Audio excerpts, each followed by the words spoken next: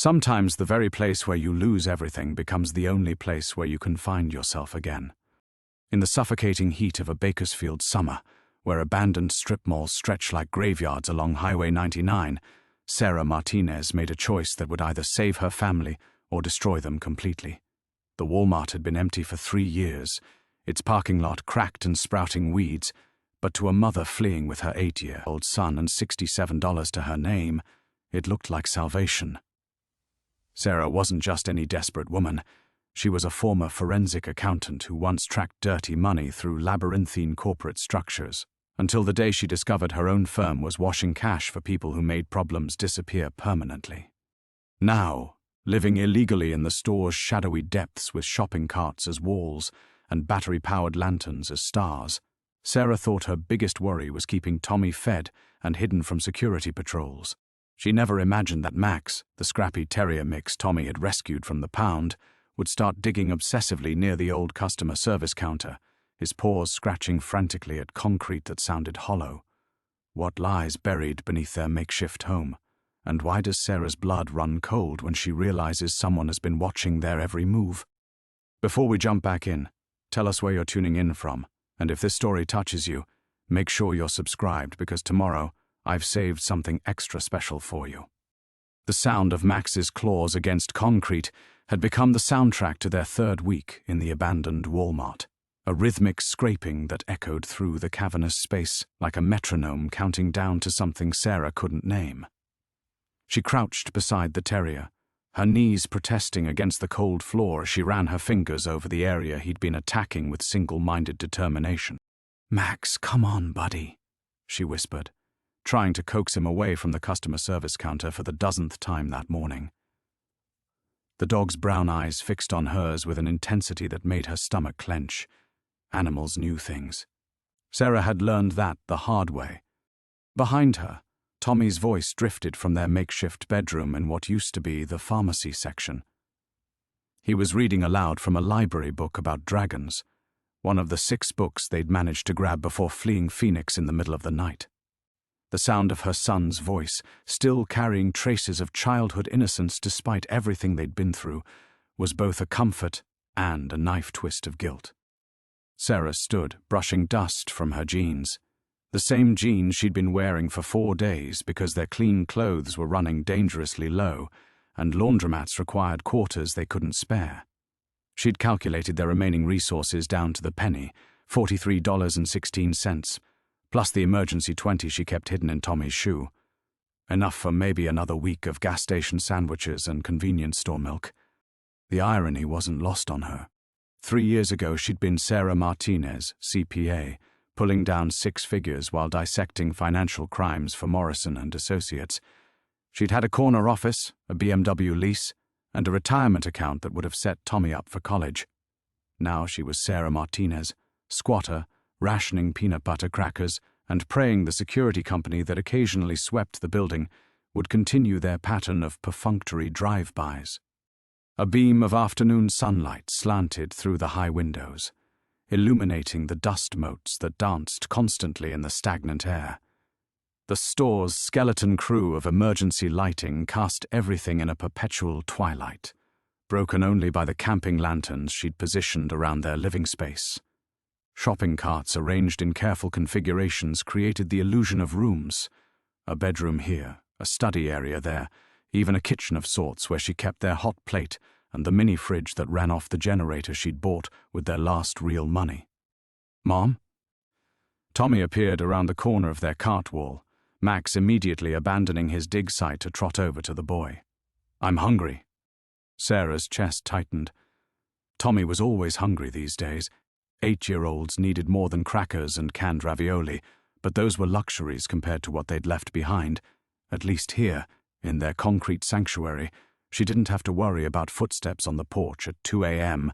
or the sound of breaking glass that meant Marcus had found another way in. "Let's see what we can rustle up," she said, forcing brightness into her voice. The same voice that used to present findings to federal prosecutors, now reduced to pretending their situation was an adventure instead of a desperate freefall. She followed Tommy back to their kitchen area, stepping carefully around the extension cord that snaked from their corner to the electrical outlet she'd discovered still worked behind the old photo processing counter. The generator was for emergencies only. Its noise would carry too far, attract too much attention. As she opened a can of soup, Sarah's mind wandered to the watching. That's what she'd started calling it in her head, because naming it made it feel more manageable than the creeping certainty that they weren't as alone as they seemed. Twice now, she'd caught glimpses of movement in the parking lot during the day. Not security, she'd memorized their schedule. This was different, patient, professional. The kind of watching she'd learned to recognize during those final months at Morrison and Associates, when her questions about the Cayman Islands transfers and the shell companies had started making the wrong people nervous. When her computer access had been quietly restricted and her case files had begun disappearing from the server. Max's barking snapped her back to the present. The dog had returned to his excavation project, but now his barks carried an urgency that raised the hair on Sarah's arms. She set down the soup can and walked back toward the customer service area, Tommy trailing behind despite her gesture for him to stay back. The concrete where Max had been digging looked different now, cleaner. As if his persistence had finally worn through years of accumulated grime to reveal something underneath. Sarah knelt again, this time running her palms flat against the floor in a wider pattern. There, a hairline crack that formed a perfect rectangle, invisible unless you knew exactly where to look. Sarah's forensic training kicked in automatically, cataloging details, the precision of the cuts, the professional quality of the concealment, the way the edges had been sealed with something that matched the surrounding concrete perfectly. This wasn't random. This was the work of someone who understood how to hide things from people who knew how to look. "Mom?" Tommy's voice seemed to come from very far away. "What is it?" Sarah's hand froze against the concrete as Tommy's question hung in the air. The rational part of her mind, the part trained to follow evidence trails and reconstruct financial crimes, was already cataloging what this meant. Someone had deliberately hidden something here, in this specific spot, with professional-grade concealment. The irrational part, the part that had kept her alive through 3 years of running, was screaming at her to grab Tommy and leave. Now, "It's probably just a repair job, baby," she said, her voice steady despite the hammer of her pulse. "You know how they patch concrete sometimes." She stood and guided him away from the area, her hand firm on his shoulder. "How about we finish making that soup?" But as they walked back to their makeshift kitchen, Sarah's mind was already spinning through possibilities. This wasn't a repair. In her former life, she'd seen enough hidden assets and concealed evidence to recognize professional work.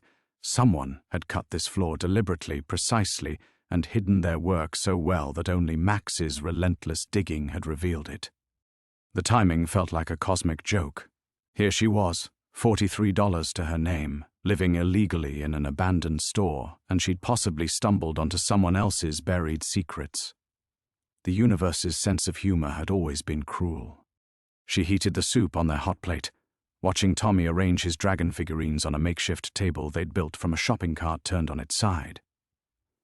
These small rituals had become their anchor. Breakfast at 8, reading time while she job-searched on her dying laptop, lunch at noon, more reading or the educational games she'd downloaded before their internet got cut off. Structure was everything when your world had no walls. "Mom, when do you think we can get our own place again?" Tommy asked, not looking up from his dragons. The question came regularly now, always casual, as if he didn't want to burden her with his hope. "Soon, sweetheart." The lie tasted bitter. Every apartment required first month, last month, security deposit, money that might as well have been on Mars. Every application asked for employment verification, credit checks, references. Sarah Martinez, former forensic accountant, had good credit. Sarah Martinez, fugitive squatter, was unemployable. Her phone buzzed with a text from her sister Elena, "Called your old number again." Still disconnected. Kids asking about Tommy. "Please, just tell me you're safe." Sarah stared at the message, her thumb hovering over the keyboard.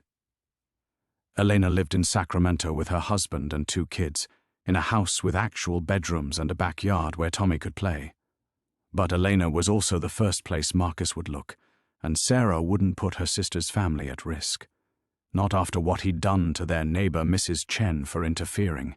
She deleted the message without responding. "I miss Aunt Elena's house," Tommy said, as if reading her thoughts. "And my bedroom. And my toys." "I know, baby, I know." Sarah spooned soup into two mismatched bowls they'd bought at a thrift store. This was what she had to lose, not just their precarious shelter, but Tommy's trust that she could fix this. Every day she didn't find work, didn't find housing, didn't find a way out. She watched him retreat a little further into himself. He'd stopped asking about his father entirely. After lunch, she opened her laptop and logged into the McDonald's Wi-Fi from the parking lot. 27 new rejection emails. The accounting firms wouldn't touch her. Morrison and Associates had made sure of that with their carefully worded references about performance concerns and reliability issues. The corporate world had closed ranks against her the moment she'd tried to expose their money laundering scheme. Retail jobs were her only option now, but even those required addresses, reliable transportation, childcare arrangements she couldn't afford. She'd applied to every Walmart, Target, and grocery chain within 100 miles. The irony of living in an abandoned Walmart while being rejected by employed ones wasn't lost on her. A shadow passed across the high windows, too large and slow to be a bird. Sarah's head snapped up, but the windows were too high and grimy to see clearly. She counted to 60, then carefully walked to the front of the store and peered through the newspaper-covered glass. A white sedan sat at the far edge of the parking lot, same spot where she'd glimpsed movement yesterday.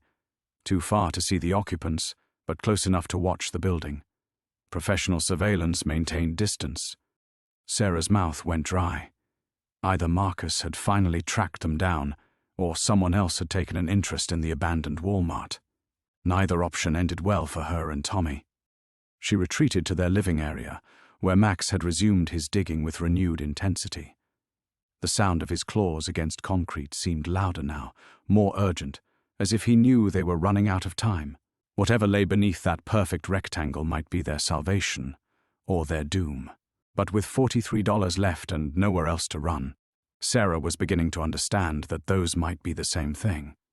Max's digging grew frantic, his claws scraping concrete with mechanical persistence that set Sarah's teeth on edge. She knelt beside him again, this time with purpose, running her fingers along the hairline crack she'd discovered. The rectangle was roughly 2 feet by 3 feet, large enough to hide something significant. The white sedan was still out there. She'd checked 3 times in the past hour, and each time the vehicle sat in the exact same position, like a patient predator. Sarah's forensic training told her this wasn't random. Professional surveillance teams rotated positions, switched vehicles, maintained the illusion of normalcy. This felt different, more personal. "Tommy, come help me move some of these carts," she called, keeping her voice light. If they had to run again, she needed their escape route clear. But as she repositioned their makeshift furniture, her eyes kept drifting back to Max's excavation site. The dog had worn his paws raw, leaving small streaks of blood on the concrete, but he wouldn't stop. "Max is really determined," Tommy observed, crouching beside the terrier. "Maybe there's treasure down there, like in my dragon book." Sarah almost smiled at her son's optimism. After everything they'd been through, the midnight escape from Phoenix, sleeping in the car for 2 weeks, the constant fear, Tommy still believed in treasure, still believed things could get better. Her laptop chimed with another email. Sarah glanced at the screen, expecting another rejection, but the sender made her blood freeze. r.morrison@morrison-associates.com. Her former boss. The man who'd destroyed her career when she'd tried to expose the money laundering operation running through their firm's biggest clients. "Sarah," the email read, "we need to talk. I believe you've found yourself in a situation that concerns us both. The Bakersfield location you've chosen is interesting. Please respond within 24 hours. For Tommy's sake." Sarah's hands trembled as she read the message again. Morrison knew where she was. Somehow, Despite all her precautions, despite paying cash for everything and avoiding any digital footprints, they'd found her, and they'd mentioned Tommy by name. The white sedan suddenly made sense. This wasn't Marcus hunting them down. This was worse. This was the machine she'd tried to fight 3 years ago, finally coming to collect. She looked at the rectangle in the concrete, then back at Morrison's email. The timing couldn't be coincidence. They wanted something, and it was buried right beneath her feet. "Mom?" Tommy's voice seemed to come from underwater. "You look scared." Sarah forced herself to breathe. "I'm okay, baby. Just tired." But her mind was racing. Morrison and Associates handled financial crimes, money laundering, asset recovery. If they were watching this specific location, if they knew she was here, then whatever Max had found wasn't just hidden. It belonged to them, or their clients. The same clients she'd tried to expose. The ones who'd made millions disappear through shell companies and offshore accounts. The ones who'd had her blacklisted, her reputation destroyed, her life systematically dismantled until she'd been forced to run. Max suddenly stopped digging and sat back on his haunches, panting. He looked directly at Sarah, his brown eyes holding an intelligence that made her shiver. Then he placed both paws on the concrete rectangle and whined, a sound she'd never heard him make before. Sarah knelt beside the dog and pressed her palm flat against the concealed seam. The concrete was slightly warm, as if something electronic hummed beneath it. Power meant active systems. Active systems meant valuable contents. Her phone buzzed with a text from an unknown number. "The dog is persistent. So are we. Open it." Sarah's breath caught. They were watching. Right now, in real time, someone was monitoring them. She glanced toward the windows, but the sedan was gone. Her stomach dropped. If they'd moved closer, if they were prepared to enter the building, she had maybe minutes to decide. Open whatever was hidden beneath her feet, or grab Tommy and run with $43 and nowhere to go. Either choice could destroy them. But as she looked at her son arranging his dragon figurines with infinite care, creating order in their chaotic world, Sarah realized she was tired of running. Tired of rejection emails and rationed meals and sleeping on concrete. Tired of watching Tommy pretend their situation was an adventure when she could see the fear creeping into his eyes. Whatever lay beneath this floor had brought Morrison and Associates out of hiding after 3 years of silence. That meant it was valuable enough to matter, valuable enough to change everything. "Tommy," she said quietly, "I need you to pack your backpack with your most important things, just in case we need to leave quickly." He nodded, understanding without explanation, a skill he'd learned too young. Sarah pulled out her phone and typed a response to Morrison, "I'm listening." Then she knelt beside Max and began working her fingers along the concrete seam, feeling for a way in. Whatever came next, she was done being a victim of other people's choices. It was time to make some of her own. Sarah's fingers found a small depression along the concrete seam, barely large enough for a fingertip. The moment she pressed it, she heard a soft mechanical click from somewhere beneath the floor. Her hand jerked back as if burned. "What was that?" Tommy's voice carried from across their living space, where he was stuffing his dragon figurines into his backpack with careful precision. Just the building settling, sweetheart." The lie felt heavier each time. How many more would she have to tell him before this was over? How many more before he stopped believing her entirely? Sarah stared at the rectangle, her forensic training warring with her maternal instincts. Everything about this screamed trap. The too convenient location, Morrison's perfectly timed contact, the way Max had been drawn to this exact spot. In her former life, she would have documented the scene, called the authorities, followed proper channels. But proper channels had failed her spectacularly 3 years ago. Her phone buzzed again. "Morrison clock is ticking, Sarah. Others are en route." Others. Sarah's chest tightened. Morrison and Associates didn't work alone.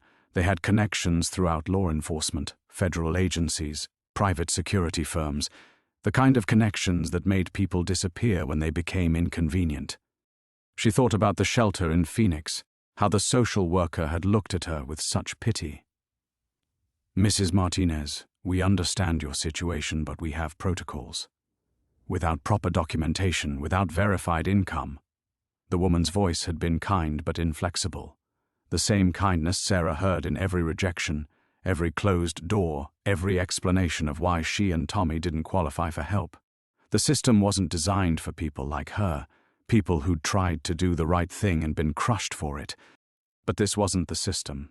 This was something hidden, something Morrison's people had buried and forgotten until Max's relentless digging had exposed it, something they wanted badly enough to track her across 3 states.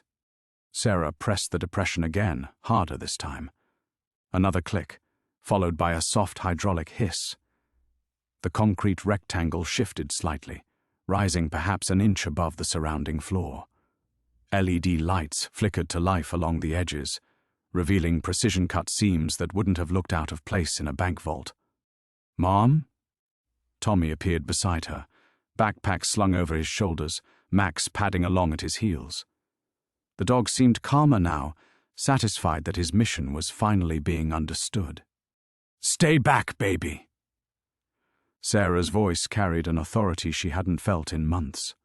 Whatever lay beneath this sophisticated concealment, it was worth more than $43 and a bag of broken dreams. The rectangle rose further with another soft hiss, revealing smooth metal edges and the glow of more electronics. This wasn't some hastily buried emergency stash. This was a professionally installed vault, the kind used for high-value assets or sensitive intelligence, the kind Morrison and Associates specialized in hiding for their shadier clients. Sarah's phone rang. Unknown number, but she knew who it would be. "Hello, Sarah." Morrison's voice was exactly as she remembered, smooth, confident, used to getting what it wanted. "I see you've made progress. What is this place?" she asked, not bothering with pleasantries. "What did you bury here?" "Insurance," Morrison said, "against certain eventualities that have unfortunately come to pass. Now, I need you to step away from that vault and walk out of the building. Someone will meet you in the parking lot to discuss terms." What terms? But even as she asked, Sarah knew. They'd offer her money, enough to solve her immediate problems, buy her silence, make her disappear quietly. The same offer they'd made 3 years ago before the threats started. "The kind that ensure Tommy has a future," Morrison said softly. "The kind that keep both of you safe." The implied threat hung in the air. Sarah looked at her son, who was watching her with the too serious expression he'd worn since Phoenix. Since she'd failed to protect him from their first eviction, their first night sleeping in the car, their first real taste of what powerlessness felt like. But she was tired of being powerless. Tired of the fear that followed them from city to city, state to state. Tired of watching Tommy pretend their life was an adventure when she could see him growing thinner, quieter, more withdrawn with each passing week. "No," she said. "I'm sorry." I said no. Sarah's voice grew stronger. "You want what's in here? Come get it yourself." She hung up and immediately turned off the phone, removing the battery for good measure. Morrison's people could track cell signals. She'd learned that the hard way in Nevada. The vault was fully open now, revealing a metal staircase that descended into darkness. Cool air flowed up from below, carrying the scent of electronics and something else, something that reminded her of the counting rooms at the Federal Reserve Bank she'd audited years ago. The smell of serious money. "Are we going down there?" Tommy asked, his voice mixing fear and excitement in equal measure. Sarah looked toward the windows, then at the vault, then at her son's trusting face. Morrison was right about one thing. This decision would determine Tommy's future, but maybe, for once, she could be the one making that choice. "Together," she said. Sarah gripped Tommy's hand as they descended the metal staircase, Max leading the way with confident steps as if he'd been planning this journey his entire life. The air grew cooler with each step, humming with the quiet efficiency of climate control systems that had been running uninterrupted for years. Motion sensors triggered soft LED strips along the walls, revealing a corridor that belonged in a corporate headquarters not buried beneath an abandoned Walmart in drought-stricken Bakersfield. "This is like a secret base," Tommy whispered, his earlier fear transforming into wonder, like where the good guys hide their important stuff. Sarah wished she shared his certainty about who the good guys were. The construction quality spoke of serious money, millions spent on a facility designed to remain hidden indefinitely. The walls were reinforced concrete, lined with what looked like copper mesh, probably to block electronic surveillance.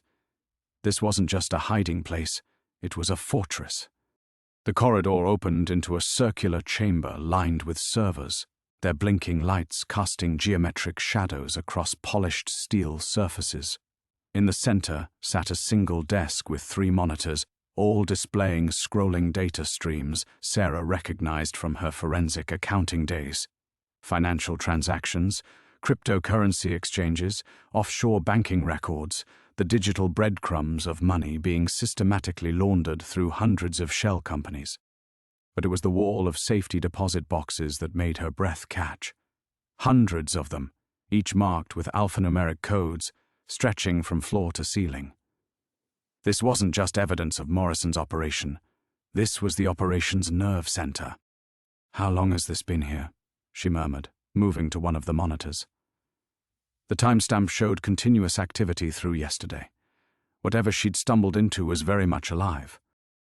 Max had positioned himself beside a particular section of deposit boxes, his tail wagging with the same focused intensity he'd shown upstairs.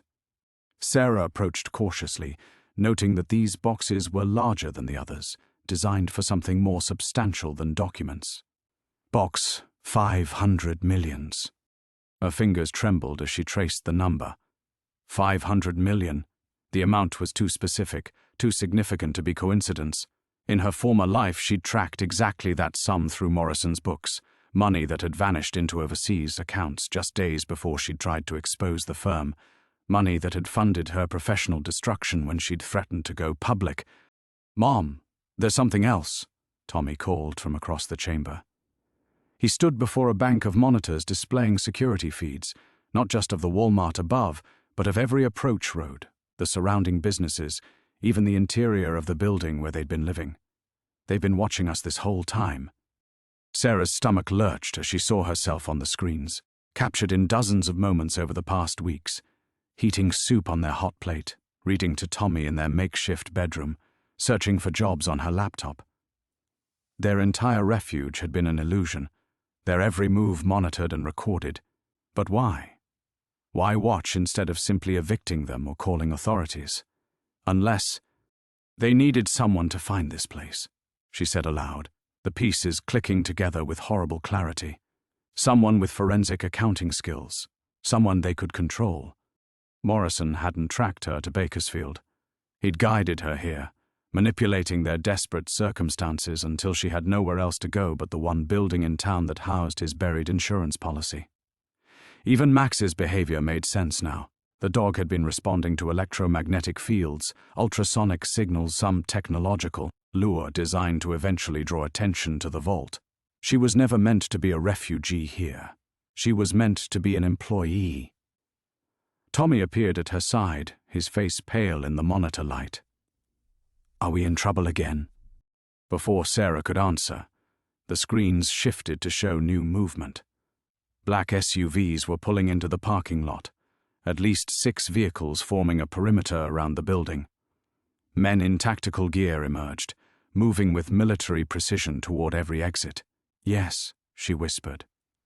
"We're in trouble." But as she watched Morrison's team deploy, Sarah felt something unexpected rising in her chest. Not fear. She'd lived with fear for 3 years. This was anger, pure and focused. They'd orchestrated her entire downfall, her son's suffering, their desperate journey across 3 states, all to maneuver her into this moment.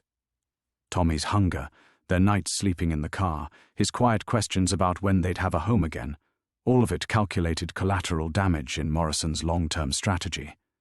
"Tommy," she said, surprised by the steadiness in her voice. "Remember how I used to tell you that sometimes grown-ups have to make really hard choices?" He nodded, his hand finding hers. Sarah looked at box 500 millions, then at the screens showing armed men taking positions above them. Morrison had spent 3 years making her powerless, vulnerable, desperate enough to do anything for her son's safety. He'd succeeded, but desperation was a double-edged sword. If he wanted his insurance policy opened, she'd open it. But the terms of that transaction had just fundamentally changed. "We're not running anymore," she said. Sarah's declaration hung in the climate-controlled air of the underground chamber as boots thundered across the floor above them. The tactical team was already inside the building, their movements tracked by the security monitors that had been watching her family for weeks. But instead of the familiar paralysis that had gripped her during 3 years of running, Sarah felt her old analytical mind clicking into gear. "Tommy, I need you to listen very carefully," she said, keeping her voice calm despite the chaos erupting overhead. "There's going to be some shouting, maybe some scary sounds, but we're safe down here. These walls are built like a bunker." Her son nodded, clutching Max's collar. The dog remained eerily calm, as if he'd been expecting this moment all along. Another piece of Morrison's elaborate manipulation. Even their loyal companion had been part of the setup. Sarah turned to Box 500 Millions, studying its electronic lock. Her forensic training had included courses in digital security, corporate vault systems, the kind of high-tech safeguards Morrison's clients demanded. The lock required both biometric scanning and a numerical code, but there was an override protocol. There always was, in case of emergencies or uncooperative assets. The monitors flickered, and suddenly Morrison's face filled the central screen. He was calling from what looked like a tactical command vehicle, surrounded by multiple displays showing the operation unfolding above. "Sarah, you're making this unnecessarily complicated," his voice echoed through hidden speakers. "Walk back upstairs, bring Tommy. We'll discuss arrangements that benefit everyone." "Like you discussed arrangements 3 years ago?" Sarah moved to the computer terminal, her fingers dancing across the keyboard. Morrison had underestimated her technical skills, a mistake that was about to prove costly.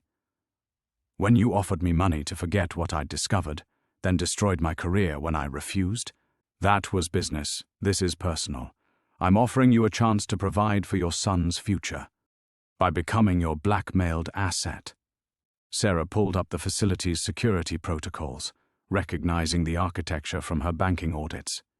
"By opening your vault whenever you need plausible deniability for accessing your insurance policy." The sound of boots had stopped overhead.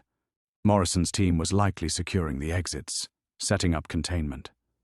They'd wait as long as necessary. After all, she and Tommy weren't going anywhere. The vault's emergency systems could sustain them for days, but eventually they'd have to surface. Morrison held all the cards, except he didn't know about the override protocol she'd discovered. "Mom," Tommy whispered, pointing at the monitors. "Someone else is coming."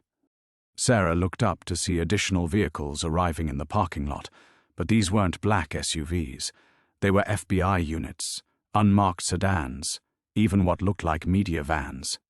The perimeter Morrison's team had established was suddenly surrounded by a much larger operation. Morrison's face on the screen showed the first crack in his composure. "Sarah, what did you do?" "What you trained me to do," she replied, still typing. "Follow the money trail." Her fingers flew across the keyboard, activating systems Morrison probably thought she couldn't access. 3 years ago, you destroyed my career to protect your operation. But you made one mistake. You assumed I'd stopped investigating. The truth was simpler and more devastating than Morrison realized. Sarah hadn't spent 3 years just running and hiding. Every public computer, every library session, every careful hour of research while Tommy slept had been spent building a case. Not for revenge, she'd learned that path only led to more destruction, but for protection, insurance, just like Morrison's vault. "I documented everything," she continued, watching his face pale on the screen.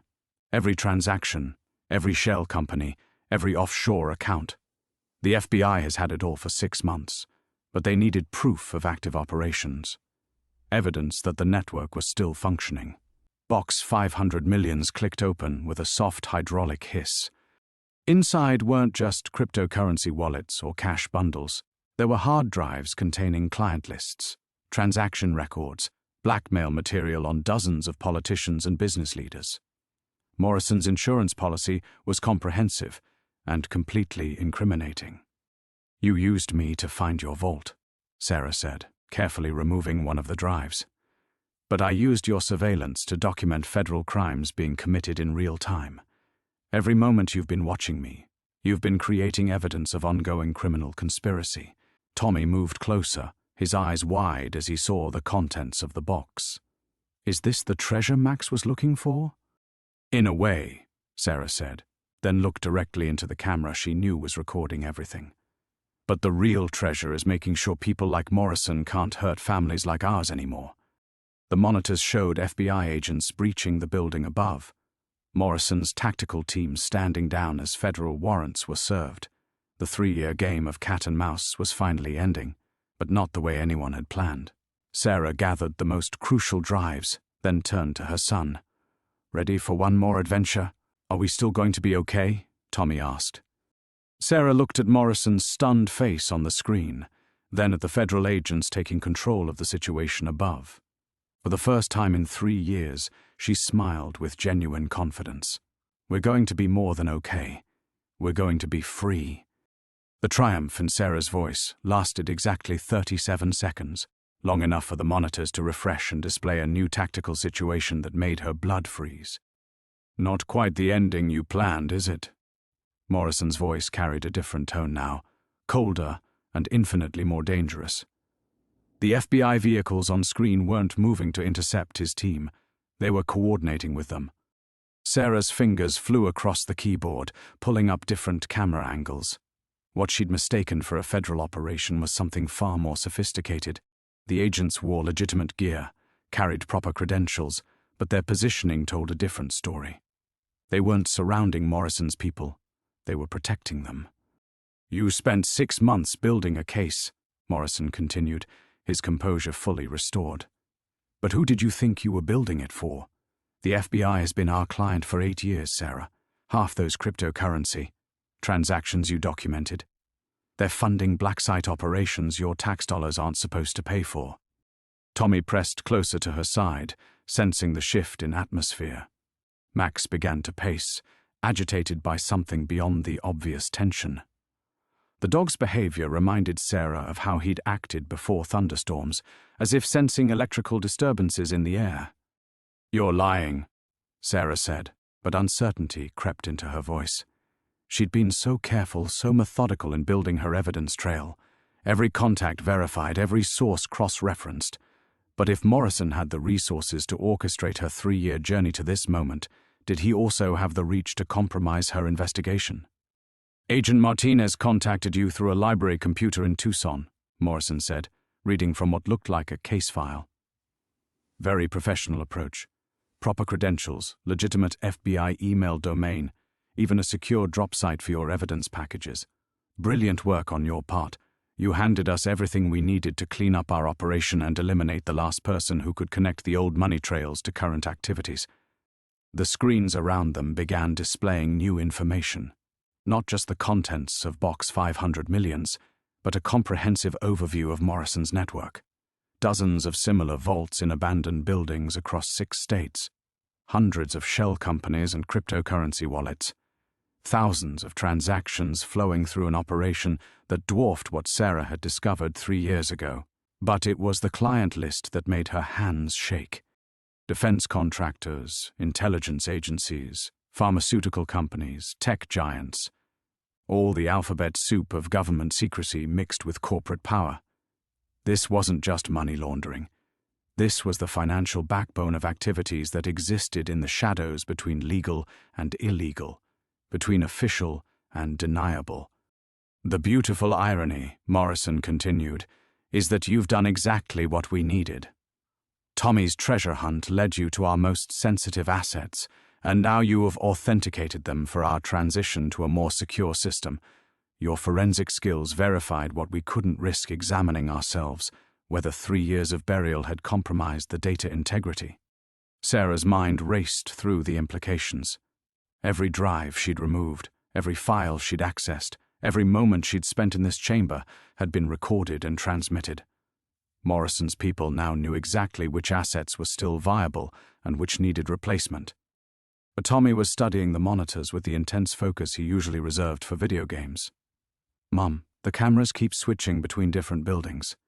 But look at the timestamps." Sarah followed his gaze and felt her world shift again. The feeds weren't all from Bakersfield. The timestamps showed locations across multiple time zones, all simultaneously active. Morrison's operation wasn't centralized, it was distributed, with vaults like this one hidden beneath abandoned retail spaces nationwide. More importantly, the other sites showed signs of recent activity. Fresh excavations, new equipment installations, teams of workers who definitely weren't FBI. "You're not just using me to inventory your assets," Sarah realized. "You're using me to test your security protocols before you relocate everything." Morrison's smile was visible, even through the low-resolution camera feed. "Very good, though I prefer to think of it as quality assurance. Your son's remarkable relationship with our detection systems has been invaluable in identifying potential vulnerabilities."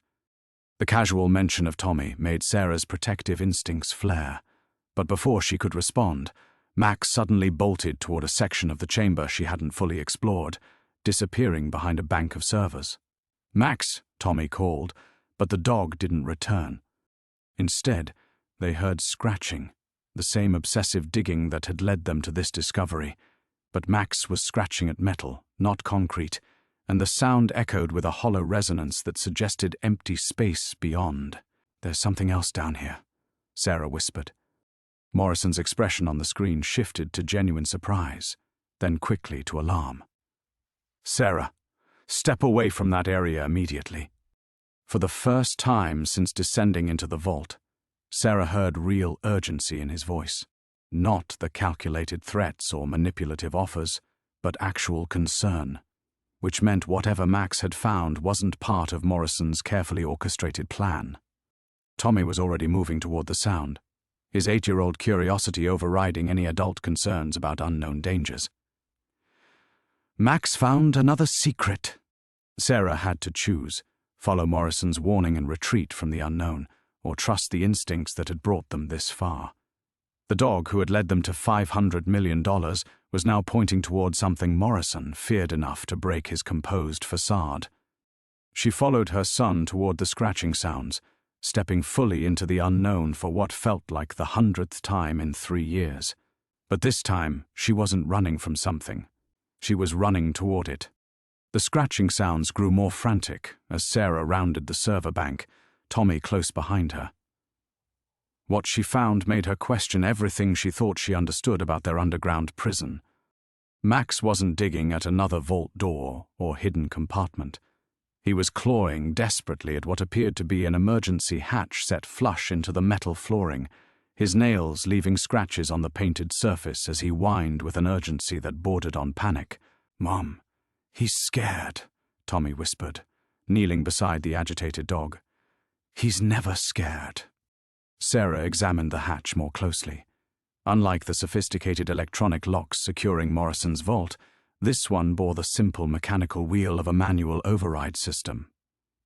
More telling were the edges around the frame. They showed signs of recent use, metal scraped clean of dust and grime. "Sarah!" Morrison's voice crackled through the speakers, distorted by interference she hadn't noticed before. "Whatever you're looking at, step away immediately. That area is structurally unsound." But the interference itself told a different story.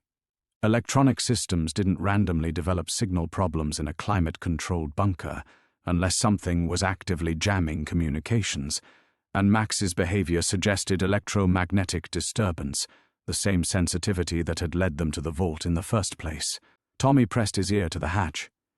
"There's humming down there, like machines running." The realization hit Sarah like a physical blow. Morrison's entire operation, the surveillance, the manipulation, even the federal agents coordinating above, assumed this was his only installation beneath the abandoned Walmart. But what if it wasn't?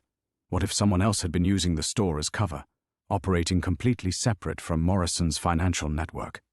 She thought about the building's history, the hasty evacuation when Walmart closed, the way the structure had been left completely intact rather than stripped for salvage. Major retail chains didn't typically abandon valuable real estate without ensuring proper site security, unless they'd been paid not to investigate too thoroughly. The electromagnetic signatures, Sarah murmured, pieces falling into place. Max wasn't just responding to your vault. There's something else generating signals down here. She gripped the wheel and turned. It moved easily, as if the mechanism had been recently maintained. The hatch opened to reveal a ladder descending into darkness, but there was definitely artificial light somewhere below and the unmistakable sound of running machinery. "Mom, no." Tommy grabbed her arm. "What if it's dangerous?" For 3 years, Sarah had made every decision based on that question. What if it's dangerous? What if we're caught? What if there's no way out? Fear had driven every choice, from the cities they'd fled to the jobs she'd refused to take, always calculating risk and choosing safety over opportunity. But safety was an illusion. Morrison had proven that. Even their most careful hiding place had been compromised from the beginning, their every move monitored and manipulated. Running from danger hadn't protected them, it had made them easier to control. Morrison's voice cut through the speaker system again, increasingly desperate. "Sarah, my people are prepared to escort you safely out of the facility. Bring Tommy upstairs immediately." Instead, she swung her legs over the hatch opening. "Sometimes we have to choose which danger we face," she told her son. "Morrison's people are here, above us, waiting. But we don't know what's down there."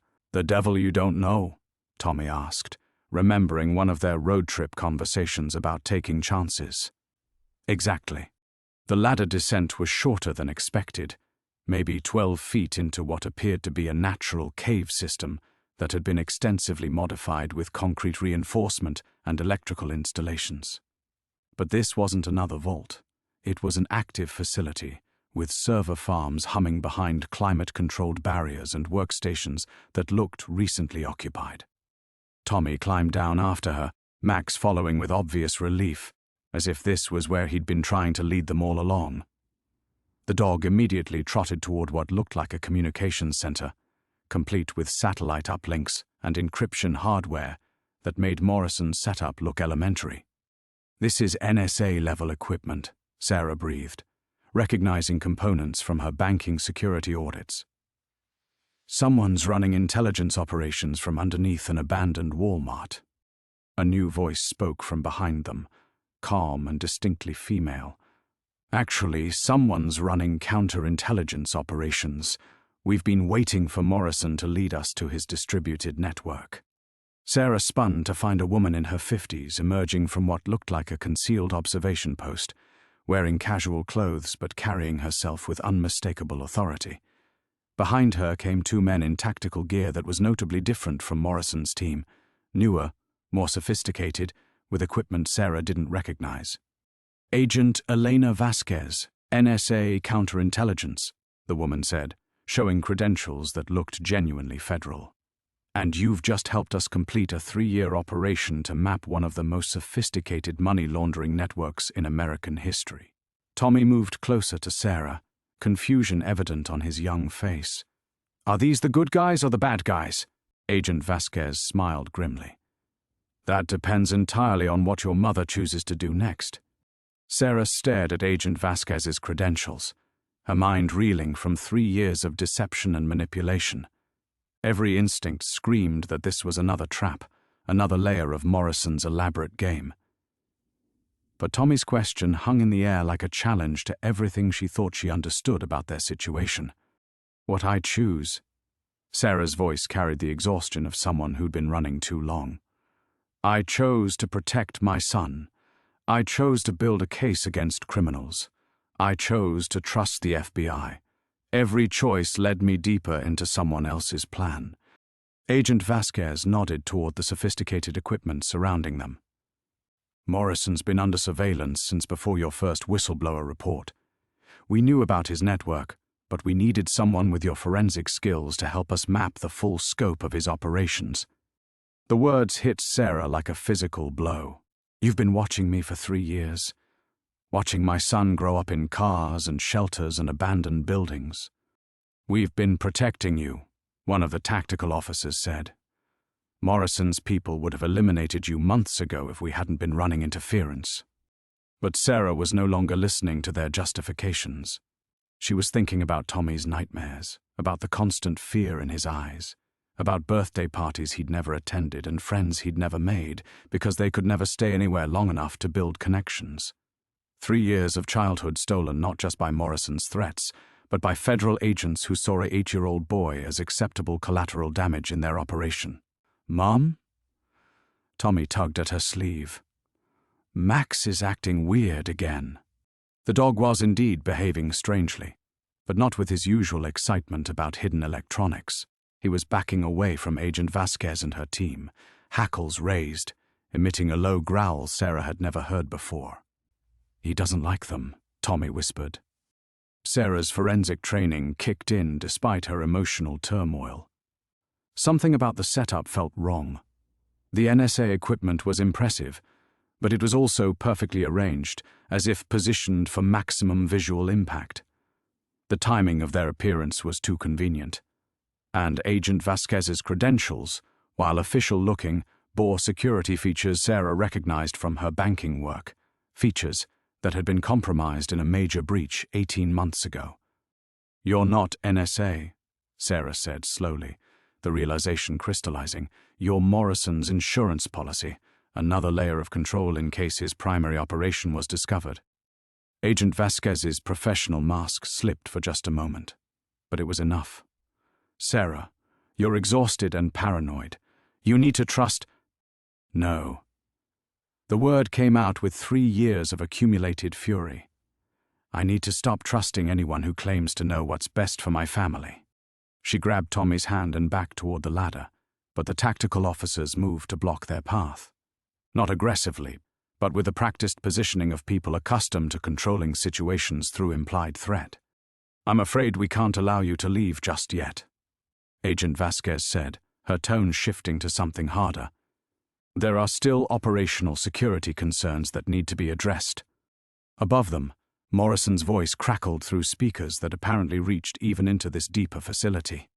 "Sarah, whatever they're telling you down there, remember that I'm the only one who's been honest about my intentions. They've been lying to you for 3 years."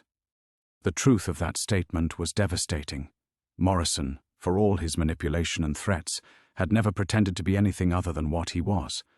But the federal agents, the supposed protectors, had watched her son suffer and done nothing to end it sooner. Tommy pressed against her side, and she felt him trembling. Not from fear of the agents or Morrison, but from the deeper terror of a child who was finally understanding that the adults around him had been playing games with his life. "The money," Sarah said suddenly. "Morrison's cryptocurrency wallets, they're still up there in the vault, will be secured as evidence," Agent Vasquez replied. "Evidence in a trial that will never happen because you're all working for the same interests." Sarah's voice grew stronger as the pieces fell into place. "The NSA uses Morrison's network for operations Congress won't fund. Morrison uses your protection to operate without interference, and families like mine get caught in the middle of your mutual benefit society." Max suddenly bolted past the tactical officers, racing back toward the ladder with the same urgency he'd shown when leading them away from danger above. The dog's instincts had been right about everything else. "He wants us to run," Tommy said. But there was nowhere left to run. Morrison's people controlled the surface. These agents controlled the underground facility, and Sarah was finally completely out of options. For 3 years, she'd believed that somewhere in the system was justice, protection, a way to build a safe life for her son. Now she realized that the system itself was the trap, and everyone offering help was just another predator wearing a different uniform. Tommy looked up at her with eyes that had seen too much. "What do we do now, Mom?" Sarah stared at the agents blocking their escape, listening to Morrison's voice from above, and felt the last of her hope die. Sarah felt something fundamental crack inside her chest, like ice breaking on a frozen lake. The sound seemed to echo in the underground chamber, though she knew it was only in her mind. She looked down at Tommy's upturned face, at the trust still flickering in his eyes despite everything, and realized that her hope hadn't died. It had transformed into something harder, more dangerous. "We stop running," she said quietly. The words surprised even her. For 3 years, every decision had been about escape, evasion, survival. But standing in this cave beneath an abandoned Walmart, surrounded by predators wearing different badges but serving the same corrupt system, Sarah finally understood the truth that had been staring at her since the moment she'd first blown the whistle. She wasn't the victim in this story. She was the weapon. Morrison's network, the NSA's counter-operation, the elaborate surveillance and manipulation, all of it existed because of what she knew, what she could prove, what she represented. They hadn't been hunting her for 3 years because she was a threat to be eliminated. They'd been cultivating her because she was an asset to be controlled. "Mom?" Tommy's voice was small, uncertain. "Remember what you said about Max's behavior?" Sarah asked, her voice gaining strength. "How he always knows things before we do?" Tommy nodded, glancing at the dog who was still positioned near the ladder, body tense with alertness. "I think he's been trying to tell us something since the beginning, not just about hidden vaults or secret chambers." Sarah looked directly at Agent Vasquez, seeing the woman's confident mask begin to crack. "He's been trying to tell us that we're not the ones who should be afraid." The realization was stunning in its simplicity. Morrison needed her alive to legitimize his operation. The federal agents needed her cooperative to complete theirs. Even her abusive ex-husband had needed her compliant to maintain his control, but none of them could function if she stopped being afraid. "You made one critical error," Sarah continued, addressing both Agent Vasquez and Morrison's disembodied voice. "You assumed that 3 years of running had broken me, that desperation would make me grateful for any solution, any protection, any deal that kept Tommy safe." She thought about the forensic accounting skills that had first uncovered Morrison's network, the investigation techniques that had survived years of stress and exhaustion, the analytical mind that had never stopped working even when her heart was breaking. They'd tried to use her expertise while destroying her confidence, but expertise wasn't something that could be separated from the person who wielded it. "But I'm not broken," Sarah said, and for the first time in 3 years, she believed it completely. "I'm evolved." Tommy's eyes widened as he watched his mother transform before him. The frightened, defensive woman who had been making decisions based on fear was being replaced by someone harder, more calculating. Someone who had learned every lesson their enemies had tried to teach them, but had drawn very different conclusions. Sarah began moving toward the communications equipment, ignoring the tactical officers who stepped forward uncertainly. They'd been trained to control people through intimidation, but she was no longer intimidated. She was interested. "The beautiful thing about being a forensic accountant," she continued, running her fingers over keyboards that could access financial networks worldwide, "is that you learn to follow money anywhere it tries to hide. And everyone in this room has been moving a lot of money." Agent Vasquez's hand moved toward her weapon, but Sarah smiled, an expression that held no warmth whatsoever. "I wouldn't," Sarah advised, "because I'm not threatening you. I'm offering you a choice." She gestured toward the screens showing Morrison's distributed network, toward the NSA equipment documenting years of illegal surveillance, toward the evidence of a conspiracy that reached into the highest levels of government and corporate power. "You can keep playing your games, fighting over who gets to control the criminal empire, or you can realize that the game just changed completely." Sarah's voice carried the authority of someone who had finally stopped caring about consequences. "Because I'm done being your asset. I'm done being your target. I'm done being your victim." Tommy moved to stand beside her, and Max trotted over to complete their family unit. 3 beings who had survived everything the system could throw at them, who had learned to trust each other when trust in anything else became impossible.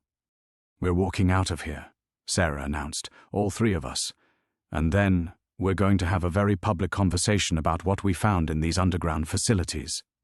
The silence that followed was profound. Above them, Morrison's voice had gone quiet. Around them, the agents exchanged uncertain glances. For the first time in years, Sarah held all the cards, and she was finally ready to play them. The tension stretched like a taut wire until Agent Vasquez spoke, her voice carefully controlled but lacking its earlier authority. You don't understand the full scope of what you're threatening to expose. Sarah's smile widened, and Tommy noticed it was the same expression she'd worn when she used to solve particularly challenging puzzles during their rare, quiet moments in motel rooms. That's where you're wrong. I understand it perfectly. Morrison's network isn't just about money laundering. It's about funding operations that Congress won't approve. Black budget intelligence work. Corporate espionage disguised as national security. And you've all been so busy fighting over control that you've documented everything. She gestured to the sophisticated equipment surrounding them. Every communication, every transaction, every illegal surveillance operation. It's all here, recorded and catalogued because criminals always think they're smarter than they actually are. Morrison's voice crackled through the speakers, but now it carried a different tone, uncertainty replacing his earlier confidence. Sarah, you're making assumptions based on partial information. No, Robert. I'm making conclusions based on 3 years of being hunted by people who needed me alive to validate their existence. She turned to face Agent Vasquez directly. Tell me, how long have you actually been running surveillance on Morrison? Because I'm betting it started right around the time my first whistleblower report disappeared into a bureaucratic black hole. The woman's professional mask slipped entirely. Some operations require long-term development. Some operations require plausible deniability, Sarah corrected. You couldn't investigate Morrison directly because too many legitimate agencies were already compromised. So you needed an outside catalyst. Someone with the skills to uncover the network and the motivation to pursue it regardless of personal cost. Tommy watched the adults around them with growing understanding. They wanted us to find all this stuff. That's why no one ever caught us when we were hiding. Sarah felt pride surge through her exhaustion. Her son was learning to see past surfaces, to recognize manipulation even when it wore the mask of protection. Exactly. We weren't hiding successfully. We were being guided, fed just enough fear to keep us moving, given just enough resources to keep investigating. She thought about the coincidences that had led them here.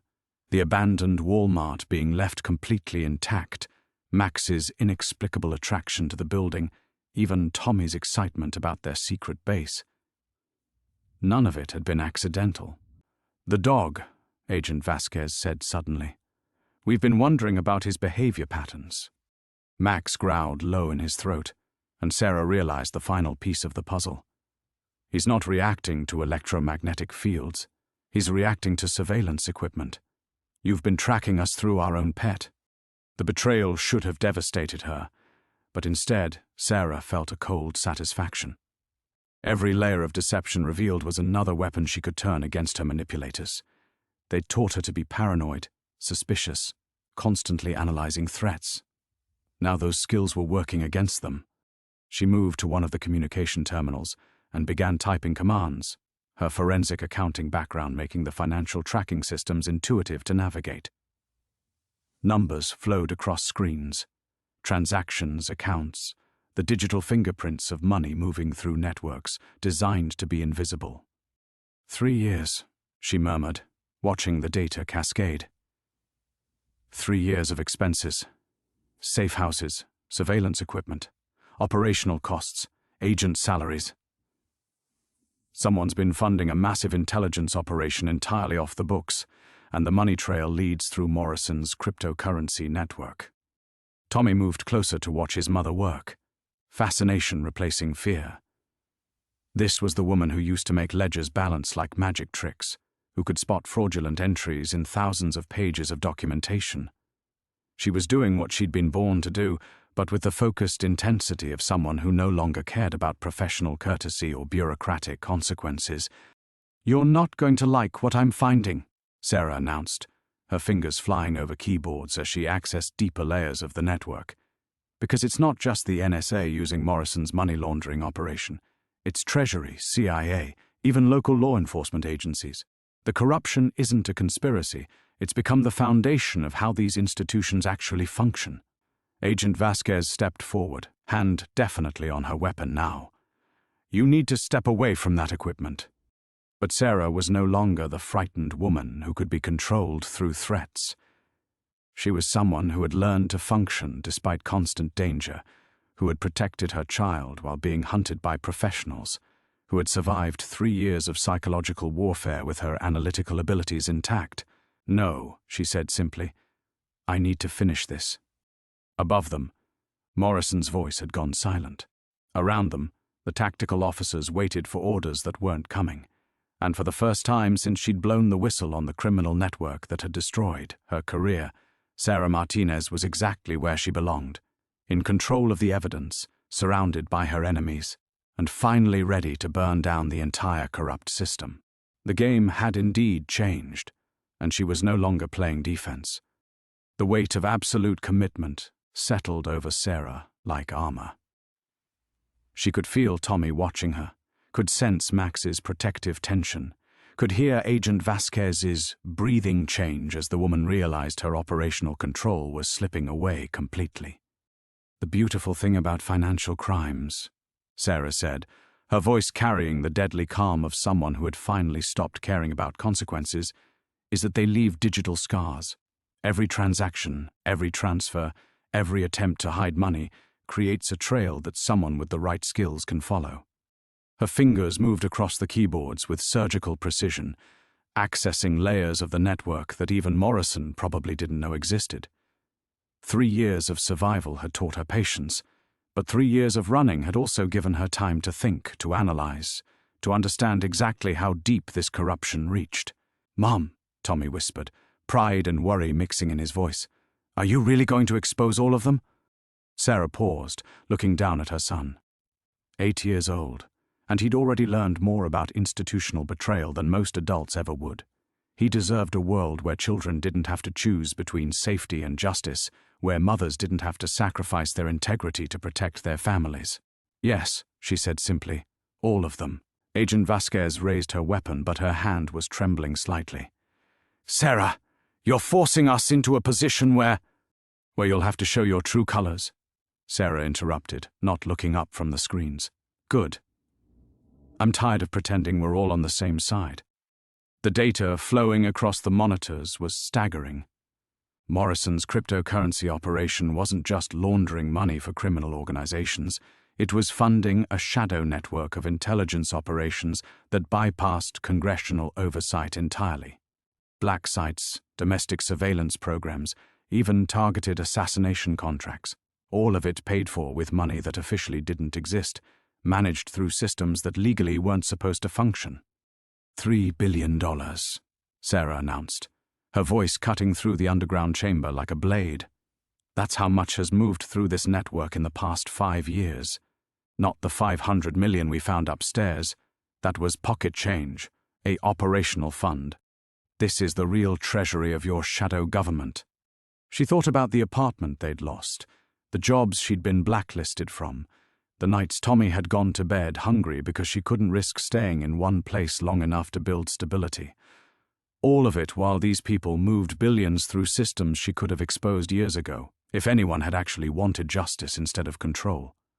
Morrison's voice crackled through the speakers, carrying new urgency. "Sarah, whatever you think you've discovered, you're missing the bigger picture. Some operations require the destruction of innocent families." Sarah's professional composure finally cracked, 3 years of suppressed rage bleeding through. Require traumatizing children, require turning public servants into criminals. Tommy moved closer to her, and she felt his small hand slip into hers. The gesture reminded her why she was here, why she'd survived everything they'd thrown at her. Not for revenge, not even for justice, for the simple revolutionary idea that her son deserved a world where truth mattered more than power. "Agent Vasquez," Sarah said, her voice returning to deadly calm, "I'm going to give you 30 seconds to decide which side of history you want to be on, because in 31 seconds, I'm uploading everything I've found to every major news outlet, Congressional Oversight Committee, and International Transparency Organization simultaneously." The tactical officers shifted nervously, looking to their handler for guidance that wasn't coming. Agent Vasquez's weapon remained raised, but her resolve was clearly wavering. She was a professional who'd built her career on controlling situations, and control was evaporating around her like morning fog. "You don't understand," Agent Vasquez said desperately. "Some of these operations are protecting national security interests." "No," Sarah replied, beginning the upload sequences. "They're protecting the people who profit from insecurity." 20 seconds. Max suddenly bolted toward the ladder, then returned to circle Sarah and Tommy protectively. The dog's instincts were screaming danger, but for the first time in 3 years they weren't running from it. They were the danger now. "Mom," Tommy whispered, watching the upload progress bars crawl across multiple screens.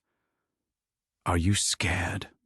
Sarah looked down at her son, seeing her own determination reflected in his young face. He'd learned to be brave, not because the world was safe, but because someone had to stand up to the people who made it unsafe.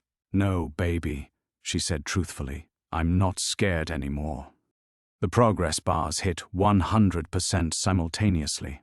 Around the world, servers were receiving terabytes of evidence documenting the largest financial conspiracy in modern history.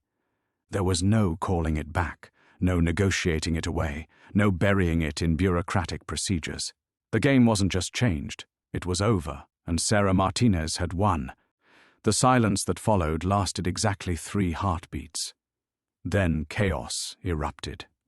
Morrison's voice exploded through the speakers, no longer controlled or calculating. "Kill the connection. Shut down everything. Get those servers offline now."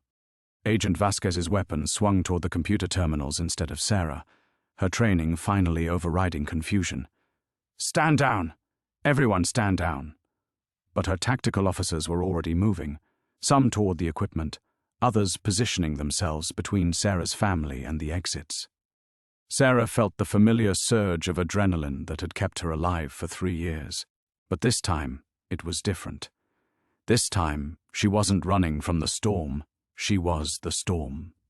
"Too late," she announced, her fingers still flying across keyboards even as boots thundered around her. Distributed uploads to 47 different servers across 6 continents. Blockchain verification ensuring authenticity. "Dead man's switch is activated if I don't check in every 12 hours. Tommy pressed closer to her side, but his voice was steady. "What's a dead man's switch?"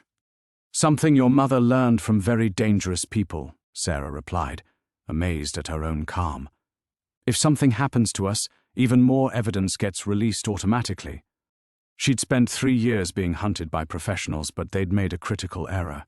They'd assumed she was only running. Instead, she'd been learning. Every motel room had become a classroom in digital security. Every sleepless night had been spent building backup systems they couldn't imagine. They'd created the perfect weapon to destroy them, and then spent years sharpening it. Agent Vasquez was screaming orders into her radio, trying to coordinate damage control that couldn't possibly succeed. "I need immediate contact with NSA cybersecurity, full-spectrum media monitoring, legal injunctions on all major—" "The injunctions won't work," Sarah interrupted conversationally. "I made sure the initial recipients include foreign journalists. You can't silence the entire international press simultaneously." Max suddenly barked sharply, not at the agents surrounding them, but at the ladder leading back to the Walmart above. Sarah's enhanced paranoia immediately kicked in. "What is it, boy?" New voices echoed from above, heavy footsteps on the store's concrete floors, not the careful movements of federal agents, but something harder, more desperate.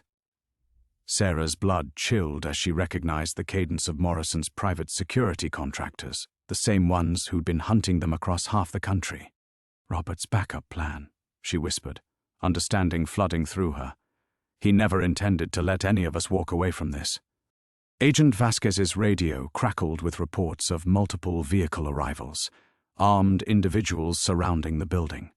Her face went pale as she realized her federal operation was about to be compromised by the very criminals they were investigating. "How many?" She barked into the radio. 12 vehicles minimum. Military-grade equipment. They're not responding to federal identification.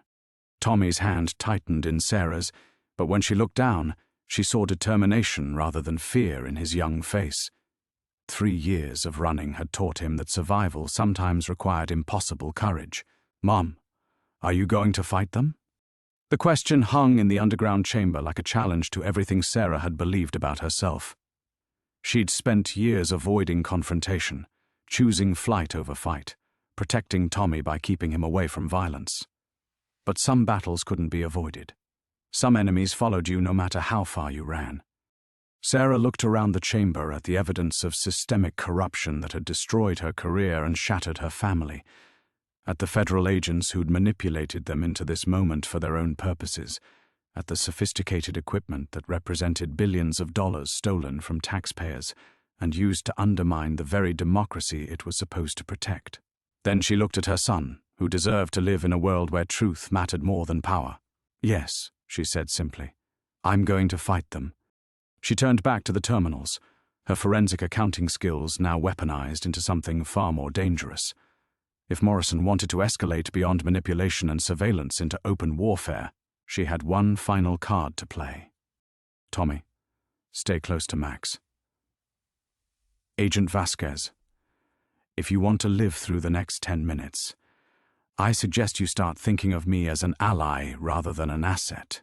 Her fingers found the keyboard one last time, accessing the deepest layer of Morrison's network, the one containing operational details about his private army, their locations, their vulnerabilities. Everything she'd mapped during 3 years of being hunted was about to become a weapon. "The beautiful thing about being systematically betrayed," Sarah announced, her voice carrying the deadly certainty of someone who had finally learned to embrace the darkness her enemies had tried to drown her in, "is that it teaches you exactly how betrayal works." Above them, Morrison's contractors were preparing for what they thought would be a simple cleanup operation. They had no idea they were walking into a trap 3 years in the making. The first explosion came from the store's main entrance, a controlled blast that sent reverberations through the concrete floor above their heads. Sarah's fingers never stopped moving across the keyboards, even as dust rained down from the ceiling, and Tommy pressed closer to her side. 12 contractors, she announced, reading data streaming across multiple screens. Morrison's been planning this contingency for months, but he made one critical mistake. Agent Vasquez crouched behind equipment racks, her federal backup now cut off from communication as Morrison's people jammed all frequencies except the ones Sarah had anticipated. What mistake? Sarah's smile was sharp as winter steel. He assumed I was only defending myself instead of hunting him. The tactical display showed Morrison's contractors moving through the abandoned Walmart in standard formation. Professional, methodical, deadly. But Sarah had spent 3 years mapping every inch of this building during their desperate nights here. She knew which ceiling tiles were loose, which floor sections had structural weaknesses, which electrical systems could be overloaded to create diversions. "Tommy, remember the game we used to play? Hide and seek with Max?" Her son nodded, understanding immediately. They'd practiced emergency procedures in every place they'd hidden, turning survival into games to manage his fear. Now those games were about to save their lives. "Agent Vasquez, your people upstairs have approximately 90 seconds before Morrison's contractors reach the customer service area. I suggest you warn them that I'm about to make this building very unfriendly to uninvited guests." Sarah's fingers flew across a different terminal, accessing the building's infrastructure systems. Emergency lighting flickered to life throughout the store above, then began strobing in patterns designed to disorient anyone wearing night vision equipment. The building's automated fire suppression system activated, flooding key areas with thick foam that would slow advancement and mask sounds. Morrison's voice crackled through the speakers, fury replacing his earlier calculation. "Sarah, you're forcing us to take measures that will endanger your son. Stand down immediately, and I guarantee—" "You guarantee nothing," Sarah interrupted, her voice cutting through his threats like a blade. "You've been trying to kill us for 3 years. The only thing that's changed is that I'm finally fighting back." She accessed the building's electrical grid, systematically overloading circuits in sequence to create a cascade of failures that would plunge sections of the store into darkness, while leaving others blazing with emergency lighting. The contractors would be fighting in a maze of shadows and blinding strobes, their tactical advantages neutralized by systems they couldn't predict or control. Tommy watched his mother work with fierce pride. "You're using the building like a weapon." "I'm using everything like a weapon," Sarah replied, fingers moving to another terminal, including their own communication network. The screens filled with encrypted radio chatter as Sarah broke into Morrison's secure frequencies. She'd had years to study their protocols, their call signs, their operational procedures. Now she turned their own communication system against them, feeding false information about federal backup positions and creating confusion about primary objectives. Above them, gunfire erupted. Short, controlled bursts that meant Morrison's contractors had encountered Agent Vasquez's people. But the federal agents were outnumbered and outgunned, professionals fighting other professionals in a building that was actively working against both of them. Max barked sharply, his enhanced senses detecting movement near the hidden entrance to their underground chamber. Sarah's hands moved to a final terminal, accessing the last system she'd hoped never to use. "What's that one?" Tommy asked, seeing new displays activating. "Building demolition controls," Sarah said quietly. "Morrison's people plan to destroy this entire structure anyway, once they recovered their assets. I just moved up their timeline." Agent Vasquez's eyes widened in horror. "You can't be serious. There are federal agents upstairs." "Then I suggest you get them out," Sarah replied, beginning the activation sequence. "You have exactly 4 minutes before I bring this entire building down on Morrison's contractors." The beautiful irony wasn't lost on her. Morrison had taught her to think like a terrorist through 3 years of psychological warfare. Now she was using those lessons to destroy the very people who'd created the monster they feared she'd become. Her radio crackled as she hijacked Morrison's command frequency. "Robert, this is Sarah Martinez. You wanted to see how far a desperate mother would go to protect her child. You're about to find out." She keyed in the final authorization codes, watching demolition charges throughout the building shift from standby to armed status. The contractors above had weapons and training and professional expertise, but Sarah had something more dangerous, absolutely nothing left to lose. "Tommy, Max, time to go." As alarms began wailing throughout the doomed structure above them, Sarah Martinez led her family toward the emergency exit she'd spent 3 years preparing for this exact moment. Behind them, the building that had been their sanctuary was about to become Morrison's tomb. The confrontation was no longer about survival. It was about justice. The countdown timer on Sarah's screen showed 3 minutes and 47 seconds when Tommy stopped walking. "Mom," he said, his small voice cutting through the alarm klaxons echoing from above. "The federal agents upstairs, they're still people, right? Even if they're bad people?" Sarah's finger hesitated over the tablet controlling the demolition sequence. Through the underground chamber's speakers, she could hear Agent Vasquez frantically trying to coordinate an evacuation that couldn't possibly succeed in time. Morrison's contractors were systematically sweeping the building, trapping the federal agents between advancing gunfire and structural collapse. "They are people," Sarah admitted, her throat constricting around words she didn't want to say. "Then we can't kill them." Tommy's certainty was absolute, carrying the moral clarity that only children possessed. "That's not who we are." Max whined softly, pressing against Sarah's leg as if sensing the impossible decision tearing through her. 3 years of running, of being hunted, of watching her son grow up in fear, all of it could end in the next 3 minutes. Morrison's entire operation would be buried under tons of concrete and steel. The evidence would survive on servers around the world, but the people who'd destroyed their lives would finally face consequences. All it would cost was becoming the monster they'd accused her of being. Sarah looked at the tablet screen, then at her son's face.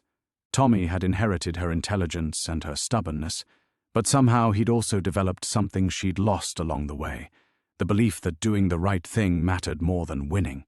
"Damn," she whispered, canceling the demolition sequence with 17 seconds to spare. Agent Vasquez sagged against the equipment rack in relief. "Thank God. Sarah, I promise we can work something out." "No," Sarah interrupted, her voice hollow with the weight of sacrifice. You can't promise anything because you're not in control. You never were.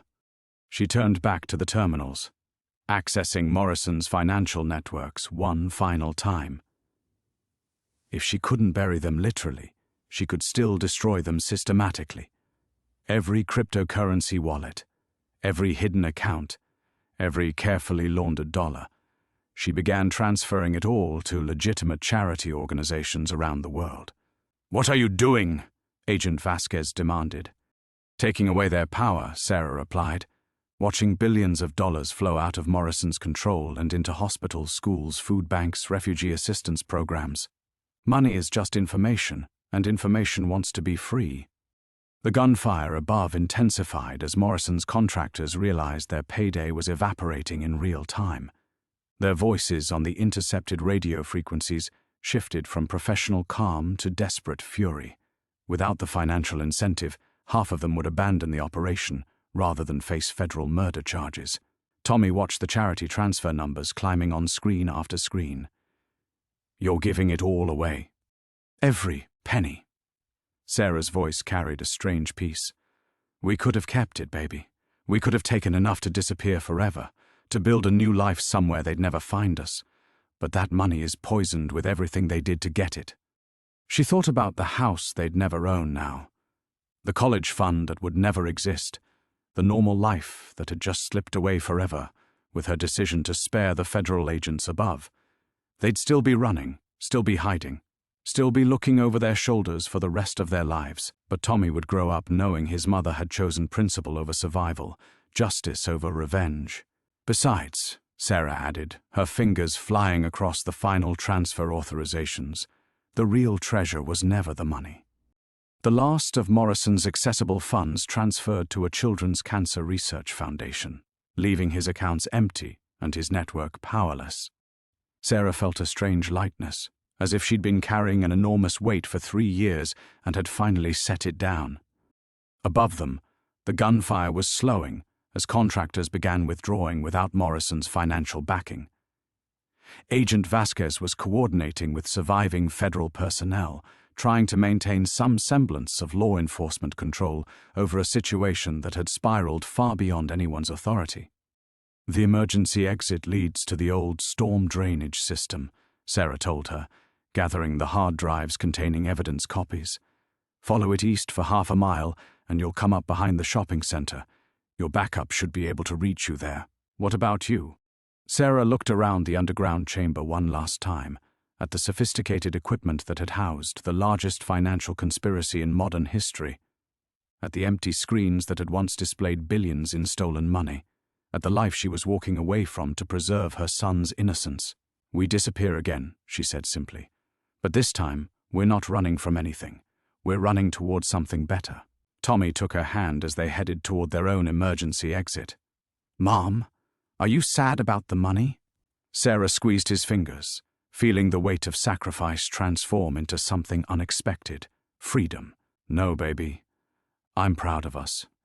The storm drainage tunnel stretched ahead of them like a concrete throat, lit only by the emergency flashlight Tommy carried. Behind them, the muffled sounds of the Walmart grew fainter with each step.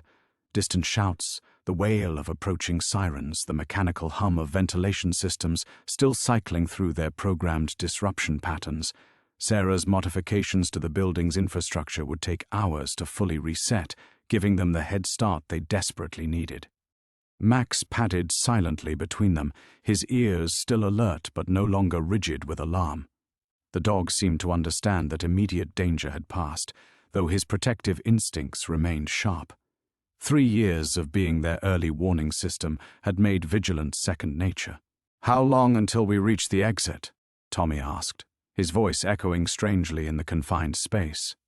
20 minutes at this pace, Sarah replied, checking her phone's GPS despite knowing they were too deep underground for reliable signal. The route was burned into her memory from countless planning sessions during their time in the abandoned store. She'd mapped every escape route, every contingency, every possible scenario except the one where they'd actually choose to walk away from $500 million. The weight of that decision sat heavily between them, unspoken but present. Tommy seemed to sense it too, glancing up at her face in the flashlight's peripheral glow. "I know you're thinking about the money," he said, with the uncomfortable perceptiveness that had made him an old soul at 8 years old. Sarah almost denied it, then caught herself.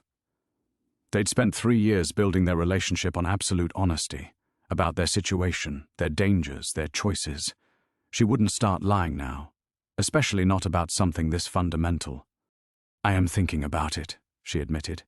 "I'm thinking about the house we could have bought, the college fund that would have guaranteed your future, the way we could have disappeared completely, maybe to some place with better schools and safer neighborhoods." Tommy considered this seriously, his footsteps steady in the tunnel. Would we have been happy? The question stopped Sarah cold. She'd been so focused on security, on stability, on providing the normal childhood her son deserved that she'd never considered whether happiness could coexist with compromise.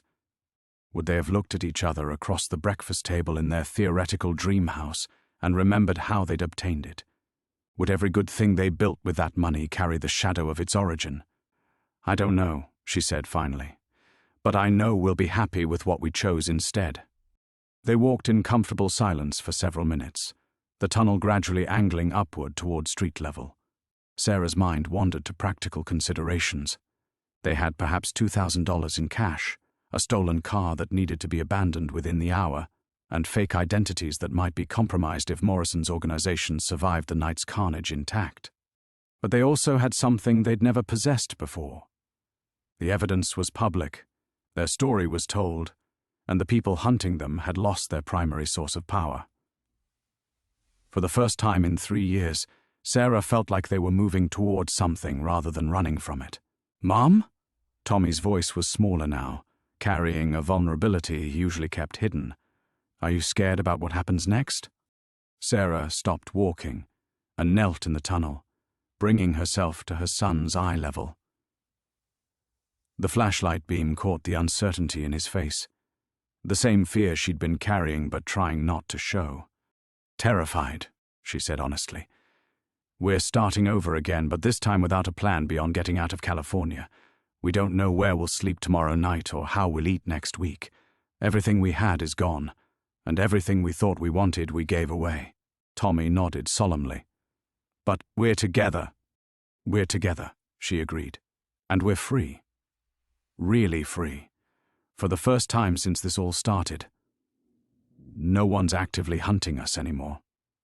No one's watching from the shadows.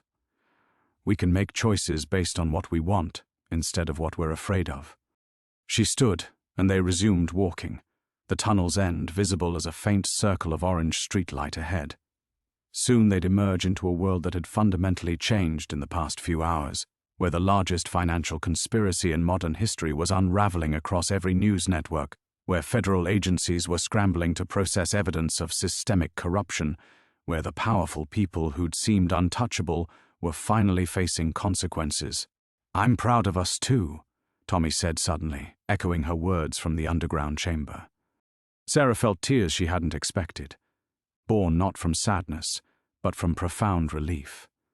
They'd walked through hell together and emerged with their integrity intact.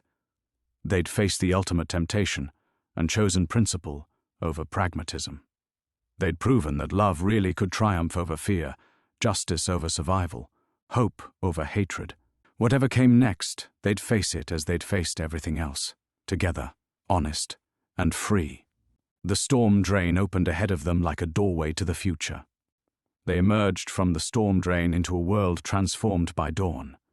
Sarah blinked in the pale morning light, her eyes adjusting after the tunnel's artificial glow.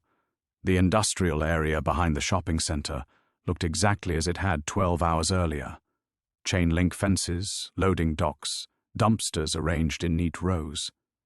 But everything felt fundamentally different. The air itself seemed lighter, charged with possibility rather than threat. Tommy stretched his arms above his head, breathing deeply. "It smells like freedom," he announced with the dramatic flair that always made Sarah smile. "Freedom smells like garbage trucks and diesel exhaust?" she teased, but she understood what he meant. Even the harsh urban landscape felt welcoming compared to the claustrophobic intensity of their underground sanctuary. Max trotted ahead of them, no longer the hypervigilant guardian dog who'd spent 3 years detecting danger in every shadow. His tail wagged as he investigated normal morning scents, discarded food, other animals, the simple richness of a world that had returned to ordinary complexity rather than life or death simplicity. Sarah's phone buzzed with a news alert. The headline made her stop walking. Federal raids nationwide in massive financial conspiracy. Below it, smaller text. Anonymous whistleblower exposes billion-dollar money laundering network. "What is it?" Tommy asked, noticing her expression. "We did it," she whispered, scrolling through the article. "The evidence we released, it's everywhere. They're arresting people in 7 states. The accounting firm is finished. Morrison's entire network is collapsing." But even as relief flooded through her, Sarah felt the weight of what they'd accomplished settling into something more complex. Justice was happening, but it wouldn't restore the 3 years they'd lost. It wouldn't give Tommy back his childhood or return Sarah's career. It wouldn't repair the relationships destroyed by their sudden disappearance or heal the trauma of constant fear. Victory, she realized, looked different than she'd imagined. They walked toward the bus station 6 blocks away, their only immediate destination. Sarah had memorized the morning schedule during their months of escape planning. Buses leaving for Phoenix, Denver, Portland. Places where they could disappear not from pursuit, but into possibility. "Where do you want to live?" she asked Tommy as they waited at a crosswalk. "Somewhere with a library," he said immediately. "And maybe a park where Max can run without us worrying about people following us." Such simple desires, Sarah thought. After everything they'd endured, her son's dreams had remained beautifully ordinary. No mansion purchased with stolen money, no exotic escape to foreign countries, just a library and a park, and the freedom to use both without fear. At the bus station, Sarah studied the departure board, while Tommy bought Max a hot dog from a vendor. Phoenix, $47 per ticket. Denver, $63. Portland, $71. Their cash would cover any destination once, with enough left over for a few days of cheap motels while they figured out what came next. "Ma'am?" An elderly man approached her hesitantly. "Excuse me, but aren't you Sarah Martinez?" Sarah's body tensed automatically, 3 years of paranoia snapping back into place. Tommy stepped closer, Max's ears pricking forward. "I saw your story on the morning news," the man continued quickly, seeing their alarm, "about exposing those criminals. I just wanted to say thank you. My pension fund was one of the ones they were stealing from." He pressed something into Sarah's hand, a $20 bill, carefully folded. "It's not much, but I figured you might need it more than I do right now." As he walked away, Sarah stared at the money in her palm. She'd given away billions of dollars just hours earlier, yet this 20 felt more valuable than any of it. It represented something the cryptocurrency fortune never could: genuine human connection based on shared principle rather than personal gain. "People are good," Tommy observed, watching the man board his bus. "Yes," Sarah agreed, understanding something fundamental that had been obscured by 3 years of running from the worst humanity had to offer. Most people are good. They bought tickets to Denver, far enough to feel like a fresh start, affordable enough to leave them with resources for the transition ahead. As they waited for boarding, Sarah watched Tommy teach Max a new trick with patient repetition, his face bright with concentration and joy. He looked different than he had just yesterday. Not older exactly, but somehow more complete. The experience hadn't damaged him as she'd feared. It had taught him something invaluable about choosing principle over comfort, about finding strength in integrity rather than power. Sarah caught her reflection in the station window and barely recognized herself. The haunted desperation that had marked her features for 3 years had transformed into something calmer. She looked like a woman who'd found her way back to herself after a long journey through darkness. When their bus pulled up, belching diesel smoke and promise, Sarah Martinez and her son walked toward it without looking back. They were no longer the same people who'd hidden in an abandoned Walmart, terrified and desperate. They were survivors who'd chosen love over fear, justice over revenge, hope over hatred. The future stretched ahead of them, uncertain but unafraid. The new beginning. 6 months later, Sarah stood in the doorway of the small apartment she'd managed to rent in a quiet Denver neighborhood, watching Tommy race across the community park with Max bounding joyfully beside him. The scene looked impossibly normal, a boy and his dog playing in autumn sunlight while other families enjoyed Saturday morning routines. No one looked over their shoulders, no one calculated escape routes. No one lived in constant preparation for the moment everything would fall apart again. Their new life had assembled itself piece by piece, built on foundations Sarah had forgotten could exist. She'd found work as a bookkeeper for a non-profit organization that helped domestic violence survivors, her forensic accounting skills finally serving a purpose that aligned with her values rather than threatening them. The pay was modest, barely covering their expenses, but it came with something infinitely more valuable, the knowledge that her expertise was healing rather than exposing wounds. Tommy had enrolled at the local elementary school under their real names for the first time in 3 years. Sarah had held her breath for weeks waiting for someone to connect them to the news stories, but the media attention had focused on the conspiracy itself rather than the whistleblower who'd exposed it. They'd become footnotes in a larger story of justice, which suited them perfectly. "Mom," Tommy called from the playground equipment, his voice carrying pure delight. "Watch Max climb the slide." Sarah laughed as the dog attempted to follow Tommy up the curved plastic surface, his paws slipping comically on the smooth material. The sound of her own laughter still surprised her sometimes. It had taken months to remember how it felt to express joy without calculating its cost. The news had continued following them in headlines rather than pursuit. Morrison and 7 associates had received federal prison sentences ranging from 15 to 30 years. The accounting firm that had destroyed Sarah's career had collapsed entirely, its assets seized to compensate defrauded clients. The cryptocurrency fortune they'd discovered had funded cancer research, refugee assistance, and disaster relief across 6 continents, doing more good in 6 months than it would have accomplished in generations hidden underground. Sarah pulled her phone from her pocket, checking the balance in their modest savings account. $843. 6 months ago, the number would have terrified her. Now it represented security built on honest work and careful budgeting rather than stolen wealth.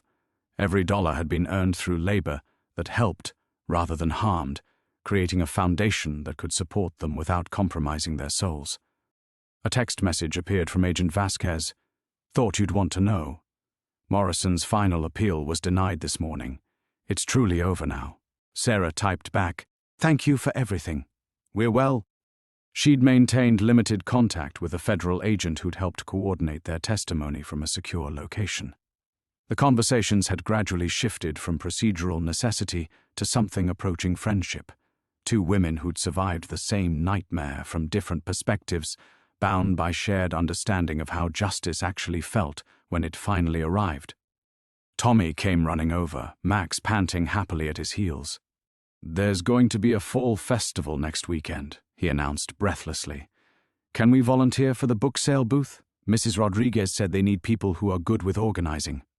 "Of course," Sarah agreed, marveling at how thoroughly her son had embraced their new community. He'd made friends easily. His teachers described him as helpful and curious, and he'd joined the school's chess club with the same enthusiasm he'd once reserved for memorizing escape routes. As they walked home together, Sarah reflected on the strange mathematics of their transformation. They possessed less money, fewer material comforts, and significantly fewer options than they'd had before finding the underground vault. Yet somehow they owned more of themselves than they had in years. The constant vigilance had lifted, replaced by simple awareness of their surroundings. The desperate planning had given way to ordinary decisions about dinner and homework and weekend activities. That evening, as Tommy worked on a school project about heroes in history, he looked up from his research. "Mom, do you think we're heroes?" Sarah considered the question seriously. Heroes in the stories were typically rewarded for their sacrifices, lifted up by grateful societies, celebrated for their courage. She and Tommy had received none of that recognition, and she found she preferred it that way. "I think we're just people who chose to do the right thing when it mattered," she said finally. "That's what heroes actually are. Not people who are naturally brave, but people who find bravery when they need it most." Tommy nodded solemnly, then returned to his homework with the focused concentration that reminded Sarah so much of herself at his age. Later, after he'd fallen asleep with Max curled protectively at the foot of his bed, Sarah sat by her window looking out at the quiet street. Tomorrow would bring ordinary challenges: grocery shopping, laundry, helping with math homework. Next month would bring ordinary opportunities: Tommy's school play, a potential promotion at work, the simple accumulation of normal memories. She'd spent 3 years running toward this moment without recognizing what she was truly seeking. Not security that depended on stolen wealth, but peace that grew from choices they could live with. Not escape from their past, but integration of their experience into something meaningful. Sarah Martinez closed her eyes and slept without nightmares, dreaming instead of libraries and parks and all the beautiful possibilities that stretched ahead of them, ordinary and unafraid.